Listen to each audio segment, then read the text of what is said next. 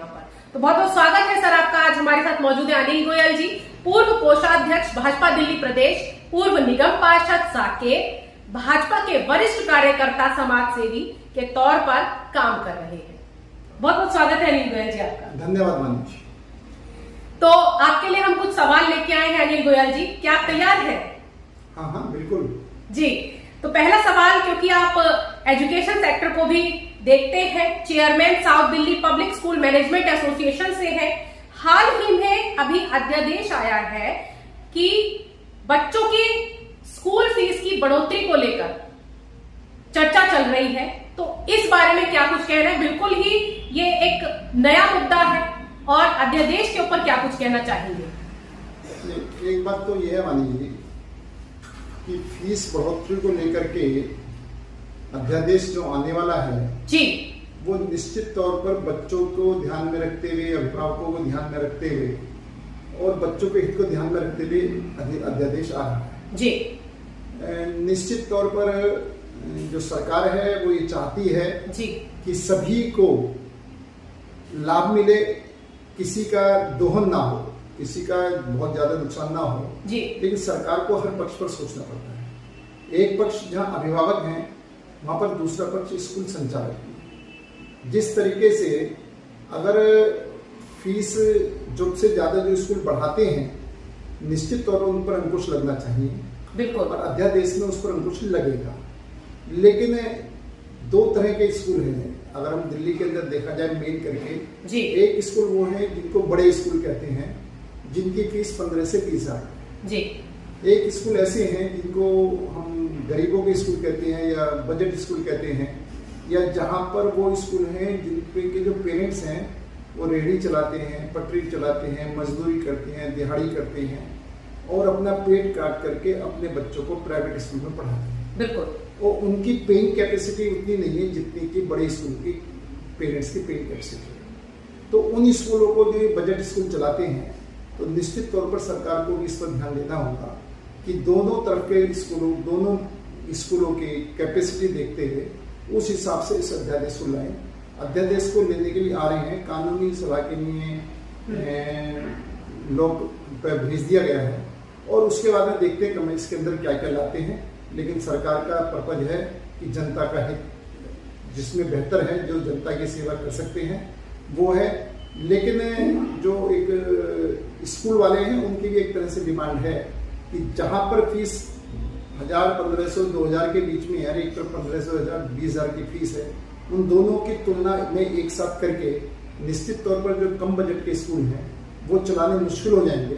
सरकार का उस ओर ध्यान पहुंचाना भी इन स्कूलों की जिम्मेदारी है और वो भी अपनी बात वहां तक पहुंचाना चाहते हैं। बिल्कुल अनिल जी, ये जो जनता है इनको सब पता है और इनके जो पक्ष में आती है बातें वो सर्वोपरि होना चाहिए। और जो आपने बात कही कि मध्यम वर्ग के लोग जो हैं, जो रेडी पटरी वाले हैं, बिल्कुल उनके संदर्भ में बातचीत होनी चाहिए, उनको नजरअंदाज नहीं कर सकते। अगर वो दे सकते हैं तो ठीक है, अगर वो नहीं दे सकते हैं तो उसके लिए भी कोई कॉन्सिक्वेंस निकलना चाहिए कि वो किस तरह अपने बच्चों को उच्च शिक्षा दे सकते हैं और कम लिमिट में, कम बजट में किस तरह मतलब अच्छा एजुकेशन पाकर उनके बच्चे कुछ कर सके लाइफ में। क्योंकि आने वाले टाइम में मुझे लग रहा है कि एजुकेशन सेक्टर भी बहुत ही मुश्किल हो रहा है, बच्चों की पढ़ाई लिखाई बड़ी मुश्किल हो रही है आने वाले जनरेशन की बात करें तो। मान लीजिए जैसा हमने देखा है, जैसे जो अनऑथराइज कॉलोनी है, देहात है जी, जय कॉलोनी है, वहाँ के जो पेरेंट्स हैं जी, वो बेचारे दिन रात मेहनत करते हैं और शाम को 500, 700 रुपए, 1000 रुपए कमा कर लाते हैं जी, और उसमें अपना घर भी चलाना है, बच्चे भी पढ़ाने हैं जी, और उनका मन ये है कि हमारे बच्चे भी प्राइवेट स्कूल में पढ़ें, हमारे बच्चे भी और स्कूलों के सामने मतलब अच्छी शिक्षा लें, आगे बढ़े, इसलिए वो सरकारी स्कूल में एडमिशन नहीं कराना चाहते। लेकिन उनका बजट नहीं है 15 से 20,000 रुपये महीना की फीस दे सकें, वहाँ की किताब ले सकें, ड्रेस खरीद सकें, उनका खर्चा वहन कर सकना या ट्रांसपोर्टेशन आने जाने का उनका बजट नहीं, तो उनका मजबूरी है कि वो लो बजट के स्कूल जो है, कम फीस के स्कूल है, उसमें एडमिशन कराते हैं। तो सरकार को भी इस पर ध्यान देना चाहिए और सरकार इस पर भी ध्यान दे। बिल्कुल। चलिए वही दूसरे सवाल की ओर बढ़ते हैं। बहुत ही अच्छा आपने जो है चीजें बताई है स्कूल को लेकर, स्कूल की फीस बढ़ोतरी को लेकर अब बढ़ते हैं अगले सवाल की ओर, जो कि है $4 ट्रिलियन की अर्थव्यवस्था को लेकर है। अब जो है जर्मनी को पीछे छोड़ने की तैयारी में लग चुका है भारत, जापान को पिछाड़कर चौथे नंबर पर आ चुका है भारत। क्या कुछ कहना है आपका अनिल जी? मानी जी, ये एक कुशल नेतृत्व और काम करने की इच्छा शक्ति जी, देश को आगे बढ़ाने की इच्छा शक्ति, ये माननीय नरेंद्र मोदी जी के अंदर है जी, जो निश्चित तौर पर दिन रात मेहनत करके देश को आगे बढ़ाना चाहते हैं जी, वो हमेशा देश के बारे में सोचते हैं जी, जिस टाइम उनको सरकार मिली थी, हम 11वीं अर्थव्यवस्था थे जी, अब 11वीं अर्थव्यवस्था से छलांग मार करके हम चौथी अर्थव्यवस्था पर आए हैं। ये एक बहुत बड़ी उपलब्धि है और उन्हीं के कार्यकाल में हम तीसरी अर्थव्यवस्था पर भी आएंगे, ये भी हम दावे के साथ कह सकते हैं। और ये सही मायनों में उनकी मेहनत और कुशल नेतृत्व का परिणाम है। एक उसकर किस परिस्थिति हम यहाँ पर आए हैं, कोविड काल हमने झेला, बिल्कुल, और उसके अलावा कोविड काल के अलावा पाकिस्तान से तीन युद्ध हमने झेले जी, पाकिस्तान से युद्ध झेला, कोविड काल का युद्ध झेला और दुनिया भर की समस्याओं को झेलते हुए, और जिस टाइम हमारी सत्ता मिली थी तो हम एक जेट विमान नहीं खरीद सकते थे। आज हम जेट विमान नहीं, आज हम रक्षा सामग्री निर्यात कर रहे हैं, आयात ही नहीं निर्यात भी कर रहे हैं जी। S-400 खरीदना अमेरिका के विरोध के बाद, अमेरिका के विरोध के बाद हम रूस से तेल खरीदना इस बात का सूचक है कि हमारे प्रधानमंत्री जी देश को प्रथम मान करके चलते हैं। देश प्रथम, श्रम लास्ट, चाहे चीन का मामला हो, चाहे पाकिस्तान का मामला हो, देश की रक्षा के विषय का मामला हो, देश की सुरक्षा का मामला हो, हर बात पर सीना तान कर खड़े होकर के ईंट का जवाब पत्थर से भारत ने दिया है। और उसके बावजूद भारत तेजी से अर्थव्यवस्था बढ़ रहा है, ये उनके कुशल नेतृत्व का परिणाम। बिल्कुल अनिल जी, देखिए ना, $4 ट्रिलियन की अर्थव्यवस्था पर भारत अभी फिलहाल करेंटली है। अमेरिका, चाइना, जर्मनी और अब भारत है हमारा चौथे स्थान पर। जापान को तो पीछे हटा ही दिया है और अब तैयारी में जुट गया है कि जर्मनी को भी पीछे हटाना है। बिल्कुल मोदी जी एकदम तैयारी में है और पूरी एकजुट होकर लग जाएंगे अब जर्मनी के पीछे के कैसे अपने आप को तीसरे स्थान पर लाया जाए, तभी तो एक स्थान पर पहुंचेंगे, नंबर 1 पर। वानी जी, हम जर्मनी के पीछे नहीं लगेंगे जी, हम तो अपने आप को मजबूत कर रहे हैं, अपने देश को आगे बढ़ा रहे हैं, अपने देश की अर्थव्यवस्था को आगे बढ़ा रहे हैं जी। हम किसी को पीछे धकेलने का काम नहीं कर रहे हैं, हम तो खुद को आगे बढ़ाने का काम कर रहे हैं हमारे माननीय प्रधानमंत्री जी। और जब हम खुद आगे बढ़ेंगे तो बाकी लोगों को हम प्रोत्साहित करते हैं, आप भी तेजी से आगे बढ़ो। हम किसी को पीछे धकेलने विश्वास नहीं करते, लेकिन हाँ, खुद को आगे बढ़ाने का हमारा प्रयास है। बहुत खूब अनिल जी, क्या खूब उत्तर दिए हैं। चले, वहीं अब अर्थव्यवस्था की बात कर ली है, सब चीज एकदम अच्छे से तैयारी प्रगति की ओर है। अब प्रगति की अगर बात आती है तो वहीं हेल्थ की भी बात जरूर आनी चाहिए। और अगर जान है तो जहान है, मानते हैं अनिल जी? जान है तो जहान है। तो वहीं हम कोरोना की अगर बात करें तो दिल्ली में 100 से अधिक केसेस, महाराष्ट्र में 50-55 के अधिक केसेस, लेकिन वहीं नोएडा की बात करें वहां पर अभी केसेस बढ़ रही है धीरे धीरे। तो नोएडा में भी चीजें बिगड़ रही है, हालात बिगड़ रहे हैं, बहुत ही ज्यादा एहतियात बरतने की आवश्यकता है या नहीं, वो मैं आपसे पूछती हूँ कि क्या लोगों को मास्क लगाने की आवश्यकता है, क्या लोगों को एहतियात बरतने की आवश्यकता है अनिल जी? वाणी जी, बहुत अच्छा प्रश्न आपने करा, आज के संदर्भ में बहुत महत्वपूर्ण। पहली बात तो यह है कि डॉक्टरों ने भी बराबर एडवाइस दी है जी कि घबराने की जरूरत नहीं है, ठीक है, लेकिन सावधान रहने की जरूरत है जी। हम पहले कोविड काल से निपट चुके हैं, क्या क्या सावधानी हमको बरतनी चाहिए हम सबको पता है। इसको मैं टीवी पर कह करके समय बर्बाद नहीं करना चाहता जी। लेकिन एक बात मैं कहना चाहूंगा कि जिस टाइम हमारे देश में पिछली बार कोविड आया था, उससे पहले हमारी जितनी सरकारें थी, कोई भी महामारी आती थी तो उसका टीका 10 से 15 साल बाद देश में आता था जी। वो भी बाहर से मंगाते थे तो आता था। पहली बार हिंदुस्तान ने कोविड का टीका बनाया ही नहीं, हर हिंदुस्तानी को फ्री ऑफ कॉस्ट कोविड का टीका लगाया और विदेशों में भी हमने टीके भेजे। ये हमारा एक बहुत बड़ा कीर्तिमान है जी। और वो टीका अभी भी हमारे पास उपलब्ध है डॉक्टरों के अनुसार, क्योंकि हम सबका टीकाकरण हो चुका है। ऐसी कोई समस्या नहीं है, घबराने की बात नहीं है, सब कुछ नॉर्मल रहेगा, सावधानी पूर्वक रहने की बात है। और हमारी सरकारें पूरी तरीके से तैयार हैं, चाहे दिल्ली हो, चाहे उत्तर प्रदेश हो, चाहे कहीं भी हो। हमने सभी हॉस्पिटलों को आगाह कर दिया है, उनको चेतावनी दे दी गई है, उनकी तैयारियां पूरी हो गई हैं। जो जो काम सरकार को करने चाहिए वो काम सरकार कर रही है और उन्हें कर लिए हैं। और अब जो आवश्यकता है वो सावधानी बरतने की है।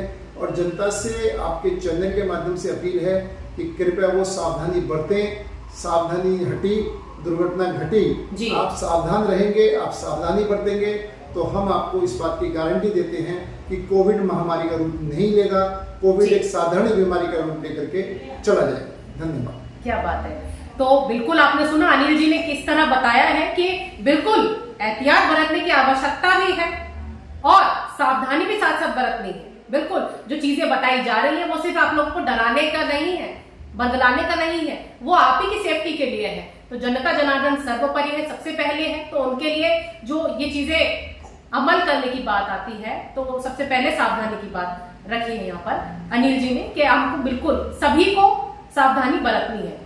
बिल्कुल। तो चलिए अब वही दूसरे सवाल की ओर बढ़ते हैं।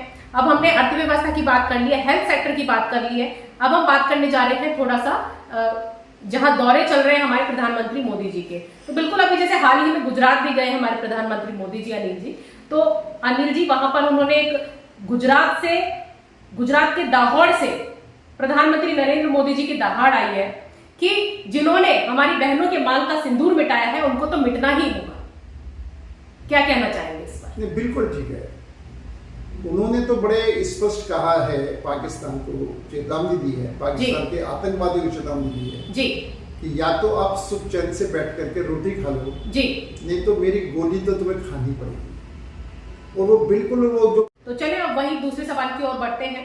अब हमने अर्थव्यवस्था की बात कर ली है, हेल्थ सेक्टर की बात कर ली है, अब हम बात करने जा रहे हैं थोड़ा सा जहां दौरे चल रहे हैं हमारे प्रधानमंत्री मोदी जी के। तो बिल्कुल अभी जैसे हाल ही में गुजरात भी गए हमारे प्रधानमंत्री मोदी जी अनिल जी, तो अनिल जी वहां पर उन्होंने एक गुजरात के दाहोद से प्रधानमंत्री नरेंद्र मोदी जी की दहाड़ आई है कि जिन्होंने हमारी बहनों के मांग का सिंदूर मिटाया है उनको तो मिटना ही होगा। क्या कहना चाहेंगे इस पर? बिल्कुल ठीक है। उन्होंने तो बड़े स्पष्ट कहा है, पाकिस्तान को चेतावनी दी है, पाकिस्तान के आतंकवादियों को चेतावनी दी है जी कि या तो आप सुख चैन से बैठ करके रोटी खा लो जी, नहीं तो मेरी गोली तो तुम्हें खानी पड़ेगी। और वो बिल्कुल वो जो कहते हैं वो करते हैं। हम आतंकवाद के खिलाफ हैं, हम किसी देश के खिलाफ नहीं है। पहली बात तो ये समझ में आनी चाहिए, ना किसी देश के खिलाफ है ना किसी धर्म के खिलाफ। हम खिलाफ आतंक के खिलाफ है। कोई भी आतंकवादी है और वो हमारे देश में आकर के हमारी माताओं बहनों का सिंदूर उजाड़ेगा तो उसको उजड़ना ही पड़ेगा। हमारी सक्षम सेनाएं हैं, कुशल नेतृत्व है और ये हमने पाकिस्तान में करके दिखाया है कि जिस टाइम पाकिस्तान के आतंकवादियों ने पहलगांव के अंदर हमारी माँ बहनों का सिंदूर पोंछा है, माँ बहनों का सिंदूर उजाड़ा है और उनके सामने उनको मारा है, तो उसका बदला हमने आतंकवादियों के 11 कैंपों को पर अटैक करके लिया है। और निश्चित तौर पर उसके बाद में अगर पाकिस्तान ने कोई प्रक्रिया दिखाने की कोशिश करी, प्रतिक्रिया, तो उसके जवाब में उसके सारे एयरबेस तबाह करेंगे। तो ये हमारा है कि जो आतंकवाद करेगा वो भी मारा जाएगा, जो आतंकवाद का साथ देगा वो भी मारा जाएगा। हम किसी को नहीं छोड़ेंगे, लेकिन कोई हमें छेड़ेगा तो उसको छोड़ेंगे नहीं, किसी से कुछ कहेंगे नहीं। हम आतंकवाद बर्दाश्त नहीं करेंगे, चाहे आतंकवादी किसी भी दुनिया के किसी कोने में छिप जाए, वो हमारे देश में आतंकवाद फैला करके जिंदा नहीं बच सकता। ये हमारी सरकार का संकल्प है और हम आतंक के खिलाफ पूरी तरीके से माँ बहनों का सिंदूर नहीं पूछने देंगे, माँ बहनों के सिंदूर का बदला लेंगे। और मैं आपके चैनल के माध्यम से ये बात कह देना चाहता हूँ, अभी हमारा सिंदूर ऑपरेशन बंद नहीं हुआ है, खत्म नहीं हुआ है, ये बिल्कुल चालू है।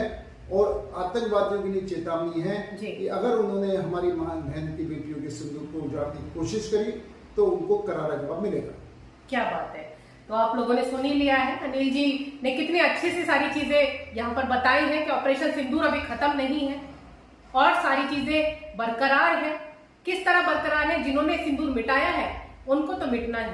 ये बात, ये दहाड़ बिल्कुल प्रधानमंत्री मोदी जी की जो गुजरात से यहाँ भारत में गूंज रही है, पूरे भारत में ही नहीं विश्व भर में है कि जो ये गूंज है इसकी चीख पाकिस्तान तक जानी चाहिए। गोलियों का सामना भी करना पड़ेगा और उनको मिटना भी है। बिल्कुल। तो ये पहलगाम को लेकर अनिल जी ने अपने शब्द यहाँ पर बताए हैं कि क्या कुछ उनकी सोच है, उनकी राय है इसको लेकर। और बिल्कुल इन्होंने भी चीजों को यहाँ पर माना है कि हाँ, वो बिल्कुल ठीक बात बोली है जो भी गुजरात में और उनके प्रधानमंत्री मोदी जी के स्पीच के द्वारा आई है कि बिल्कुल उनको मिटना ही चाहिए, क्योंकि माता बहनों की बात है और हमारी जो माताएं बहनें हैं वो सबसे पहले है, महिला सशक्तिकरण सबसे पहले है। क्या कहते हैं अनिल गोयल? बिल्कुल, देखो महिलाओं का जहां तक बात है तो आप ये देखेंगे कि इस युद्ध के अंदर भी हमारे महिला सैनिकों ने पाकिस्तान की चौकियों को तबाह किया है जी। जब हमारे हिंदुस्तान की सेना ने उनको कहा आप वापिस आ जाओ, युद्ध का समय है, तो उन्होंने कहा हम युद्ध में पुरुषों से पीछे नहीं रहेंगे जी, पुरुष सैनिकों से पीछे नहीं रहेंगे, और उन्होंने आगे रह करके नेतृत्व करा और चौकियों को तबाह करा। इसलिए इस बात को दर्शाता है कि हमारे हिंदुस्तान की जो महिलाएं सैनिक हैं वो भी पुरुषों से पीछे नहीं है। हमारी सेना इतनी मजबूत है, हमारी सेना का मनोबल इतना मजबूत है कि वो दुनिया की किसी भी सेना से टकराने के लिए तैयार है अगर किसी ने हमारे भारत की तरफ आग उठाने की कोशिश करी तो। बिल्कुल अनिल जी, अभी हाल ही का आपको पता होगा ये चीजें कि 2 महिलाओं ने, महिला सैनिकों ने जो है पानी के जरिए जो इतना रास्ता, लंबा रास्ता जो अभी तय किया है, राजनाथ जी ने भी उनको फेलिसिटेट किया है, उनको प्रोत्साहित के लिए वो गए हैं वहां पर, मीडिया कवरेज भी उनको महिलाओं को मिला है। उन लड़कियों के लिए, बच्चियों के लिए क्या कहना चाहेंगे? मैंने कहा ना कि हमारी महिला शक्ति जी आज किसी से पीछे नहीं है जी।